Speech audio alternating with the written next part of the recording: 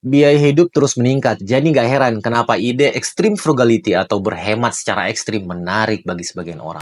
Lagi pula siapa coba yang nggak mau menghemat lebih banyak uang, mengurangi pengeluaran yang nggak perlu, dan membangun fondasi keuangan yang kuat. Tapi, meskipun berhemat memang bermanfaat, melakukannya secara ekstrim bukanlah solusi yang cocok untuk semua orang. Welcome back to The Financial Life dengan saya, Erik Marlisa.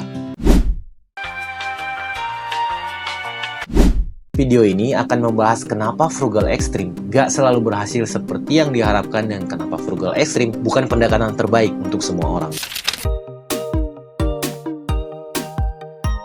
Frugal ekstrim seringkali mengarah pada scarcity mindset. Scarcity mindset ditandai dengan fokus yang hanya tertuju pada apa yang gak kamu punya, bukan pada apa yang kamu punya. Kalau kamu terus-menerus mengurangi dan menghilangkan kesenangan dalam hidupmu, bahkan yang kecil sekalipun, nantinya bisa menciptakan perasaan kekurangan yang bisa merasuki setiap aspek kehidupanmu dan merasap ke dalam setiap keputusan keuangan yang kamu buat. Awalnya mungkin akan menyebabkan kamu membuat keputusan yang didasarkan pada rasa takut daripada didasarkan pada perencanaan keuangan yang logis. Kamu mungkin merasa ragu untuk berinvestasi dalam aspek-aspek penting kehidupan, seperti pendidikan atau kesehatan. Ketakutan ini juga bisa mengakibatkan kamu menabung berlebihan dalam rekening tabungan biasa yang bunganya kecil dan kehilangan potensi keuntungan investasi. Jadi meskipun memang penting untuk memperhatikan pengeluaranmu, hidup dengan scarcity mindset pada akhirnya bisa membuat kamu mandek dan menghambat pertumbuhan keuangan.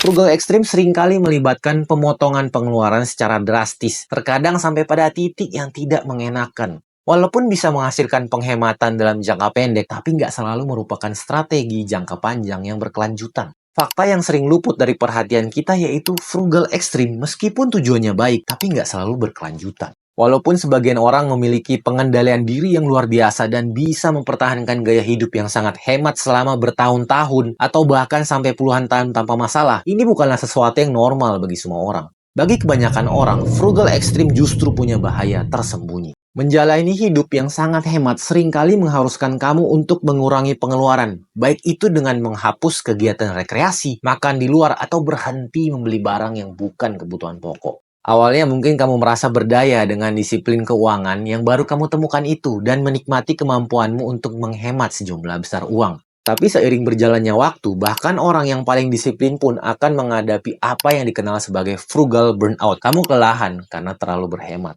Frugal burnout adalah situasi ketika kamu terus-menerus mengejar penghematan, jadinya berdampak buruk pada kesehatan mental dan emosional kamu. Setelah berminggu-minggu atau berbulan-bulan berhemat dan terus-menerus mengurangi pengeluaran, antusiasme di awal akhirnya bisa memudar digantikan oleh frustrasi dan kelelahan. Fenomena ini berbahaya karena bisa menyebabkan efek yang dikenal sebagai revenge shopping atau belanja balas dendam. Ketika seseorang kelelahan karena berhemat secara ekstrim, ada kemungkinan dia akhirnya menyerah dan jadinya belanja impulsif, yang hasilnya justru merusak sebagian besar kemajuan yang selama ini sudah dibuat demi untuk menghemat uang. Pendekatan yang lebih seimbang dalam mengelola keuangan yaitu kamu melakukan pemangkasan yang wajar terhadap pengeluaran yang tidak penting sambil tetap memberikan dirimu sedikit kesenangan. Justru itu jauh lebih berkelanjutan. Pendekatan ini menghindari jebakan frugal burnout dan membantu menjaga money relationship atau hubungan dengan uang yang lebih sehat. Pada hakikatnya, kesejahteraan keuangan bukan hanya tentang seberapa banyak kamu menabung, tapi juga tentang menjaga keseimbangan yang memungkinkan kamu menikmati hidup sambil bertanggung jawab merencanakan masa depan.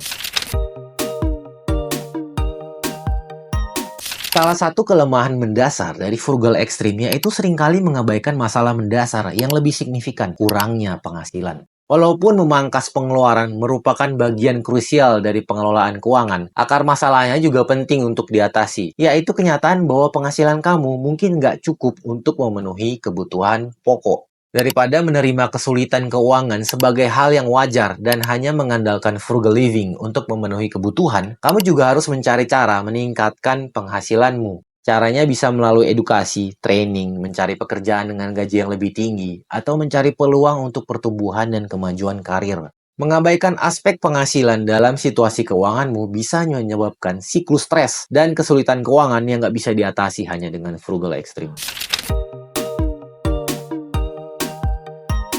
Meskipun frugal ekstrim bisa membantumu menghemat uang dan meraih stabilitas keuangan, tapi itu bukanlah jalan yang pasti menuju kekayaan. Kenyataannya, gak ada orang yang menjadi kaya hanya dengan berhemat dan menjalani gaya hidup frugal ekstrim. Menjadi kaya biasanya melibatkan kombinasi dari berbagai strategi, termasuk meningkatkan penghasilan, menciptakan passive income, dan berinvestasi dengan bijak. Kalau tujuan kamu adalah membangun kekayaan yang besar atau meraih financial freedom, kamu harus fokus pada pertumbuhan penghasilan dan keputusan investasi yang cerdas. Tindakan ini berpotensi menghasilkan keuntungan yang signifikan dari waktu ke waktu, jauh melampaui apa yang bisa diraih hanya dengan frugal ekstrim.